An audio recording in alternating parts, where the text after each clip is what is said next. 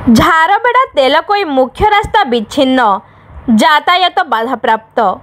पाललहड़ा block झारबेड़ा panchayat ठारू तेलकोई block को संजोग करुथुबा मुख्य रास्ता झरालो निकटरे थिबा बाउंस जुरा नाल उपरे नूतन भावे निर्मित होइथिबा ब्रिज उपरे 3 फुट उच्चरे पानी जाउथुबारु यातायात बाधाप्राप्त होइथिबा देखिबाकू मिलिछि।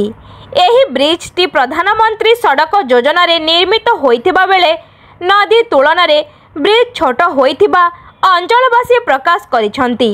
रास्ता और पोल कार्य अति निम्नमानर होइथिबारु एही ब्रिजटी दीर्घस्थायी नुहे बोली अंचलवासी प्रकाश करिसंती। एही ब्रिज रो उभय पार्श्व रे शताधिक गाड़ी छिड़ा होई केतेबेले पानी कमिबो से समय को अपेक्षा करि रहिसंती।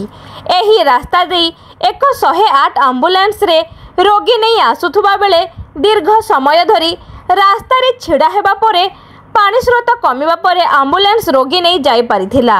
अंचलवासी सरकारंकु दाबी करिसंती यथाशीघ्र एही ब्रिज रो उन्नत मानर निर्माण करी भविष्यत रे जेपरी यातायात बाधाप्राप्त न हुए एवं ब्रिज निर्माण करिथिबा ठिकादार उपरे दृढ़ कार्यानुष्ठान निया जाओ।